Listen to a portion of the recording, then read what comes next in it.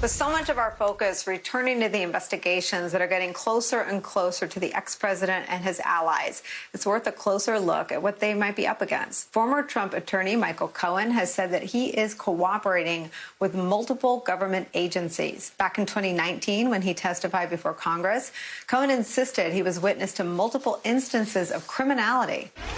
He was a presidential candidate who knew that Roger Stone was talking with Julian Assange about a WikiLeaks drop on Democratic National Committee emails. Mr. Trump knew of and directed the Trump-Moscow negotiations throughout the campaign and lied about it. You need to know that Mr. Trump's personal lawyers reviewed and edited my statement to Congress. And who were the family members that you briefed on the Trump Tower Moscow project?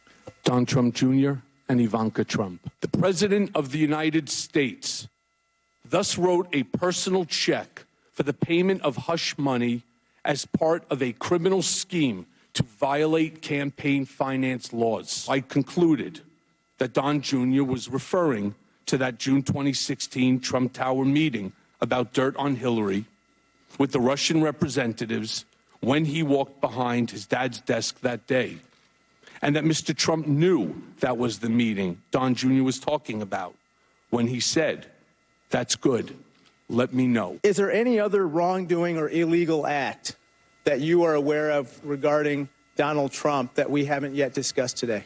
Yes, and again, those are part of the investigation that's currently being looked at by the Southern District of New York. Joining us now is Michael Cohen. He's the author of a book about his time with the ex-president. It's called Disloyal, a memoir, the true story of the former personal attorney to President Donald J. Trump. He also hosts the podcast Mea Culpa. Thank you so much for spending some time with us today. Very welcome. Thanks for having me, Nicole. I watched that clip today, and my first question for you is, why do you think Trump didn't pardon himself? Yeah, it's a good question. A lot of people have asked me that question. One would think that he would have, that there would be pocket pardons all over the place that we will ultimately find out about. Who knows? Maybe Rudy even has a pocket pardon. We just don't know about it as of yet. And I don't think that they're ready to give their hand away, to be honest. We watched some of your testimony, and I wonder if you can speak about how many of those threads come up in your current conversations with investigators in New York. Yeah, I don't really understand what you mean by that. What are you asking me exactly? Well, are you fielding questions with investigators about things that you testified to openly about Congress, or are these investigations? Yes, I apologize, deeper? Nicole. I'm not. Yeah, Nicole, I'm sorry. I don't mean to interrupt you, but one of the things that I had said, prior to coming onto the show is I don't want to talk about the investigations that I'm cooperating in right now, out of respect for those individuals that are conducting the investigation. It's unfair. I'm willing to answer your questions, but I don't want to go into the sum and substance of conversations. It's just not proper. Fair enough. I want to ask you about the investigation that we now know more about than ever before into Rudy Giuliani.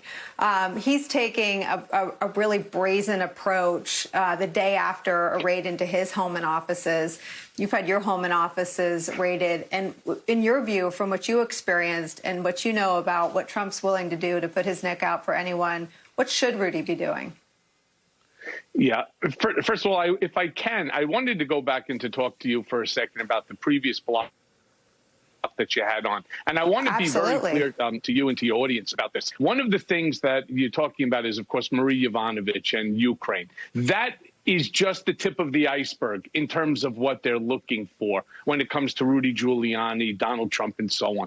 And the fact that the FBI now has his cell phones, they have his computer and other information, you could rest assured that that's not specifically or that's not the only thing that they're looking for. Maybe they're going to find information that ties him to Matt Gaetz and Joel Greenberg and the requests for pardons. Maybe you're going to find communications with him and Jared Kushner regarding other people that were doing the pay-for-play pardons.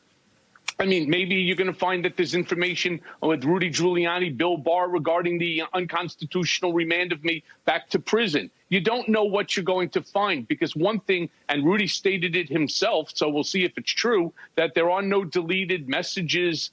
He doesn't have these encrypted apps. We're going to find that all out because the information is all sitting on his handheld devices. And if it's not the handheld device, it's on his computer and his iCloud, which, like with me, they had a subpoena for, and they already knew what Rudy was sending out. They already knew what Rudy was receiving. So if there's anything that's missing, they still have it. That's the thing about the cloud, something I don't think Rudy fully understands and appreciates. And as it relates then to your question regarding Donald Trump is already distancing himself from Rudy. Rudy has to open up his eyes. He needs to wake up and take a look at what happened to me. The first thing Donald Trump does is he deflects. I never directed Rudy to do it. Of course he did, right? Nothing got done in the White House, to the same extent that nothing ever got done in the Trump organization without being directed by Donald Trump, without Donald Trump's direct involvement. So the way you saw the communications with Yovanovitch, the same way you saw communications between myself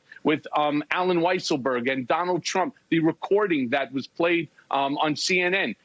These are all actions that are done at the direction of and for the benefit of Donald J. Trump. Now, is it possible that some of the benefit was for Rudy Giuliani in terms of financially? Of course it was. Why did Donald Trump go along with it? Because Rudy wasn't charging him legal fees. And if he was, he knew Donald wasn't going to pay for it, because Donald doesn't pay for anything. Michael, you said tip of the iceberg, so I'm gonna stay on the iceberg with you.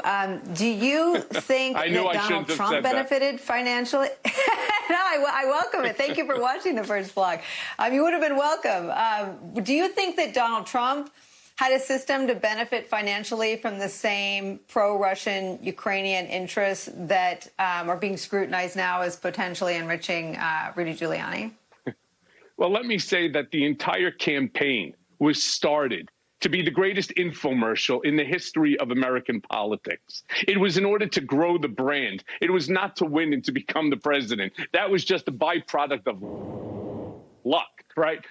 So do I think that he benefited from it? If, in fact, that there was some sort of a benefit that was going to come his way, maybe it was going to come through one of the children, maybe it was going to come through a real estate project, we don't know. But that's the beauty, again, of having Rudy's devices. We will know. And what he will ultimately be charged with will either corroborate this or, prove Rudy to be right. Now, let me say this. All right. Look at who Rudy Giuliani was, right? Southern District of New York, mayor, former president's personal attorney like myself. And so the FBI is not raiding his home without having extremely significant documentation, information within which to pursue this. I agree with Peter Strzok on that 100%. They don't just turn around and, decide at some point in time that we have nothing. Now, what I will say is that what information that they have may not be the big picture,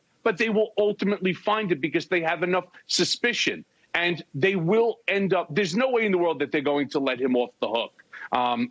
It would just be a terrible thing for them and Rudy and Donald and the rest of the GOP would start to attack the system, claiming that the system is corrupt and that it was partisan, which it is not. What Rudy needs to do is like what I did. You need to take responsibility for what you did wrong. In my specific case, it was the campaign finance violation and lying to Congress, which, of course, I did at the direction of and for the benefit of Donald J. Trump. However, I put aside the tax evasion, not true, the HELOC, not true. But I knew that they had me on campaign finance violation as well as the lying to Congress. Mm-hmm. What Rudy needs to do, and this is my speech to Rudy and to anybody else, they have him. And so if he's looking to protect himself so that he doesn't end up spending the rest of his life in prison, right, he may want to actually start to cooperate. It's something that I didn't do that I probably should have done, hindsight being 20/20. I want to ask you about the designation of Donald Trump as individual one. Can I ask you to stay through a commercial break and ask you about that on the other side? Of course.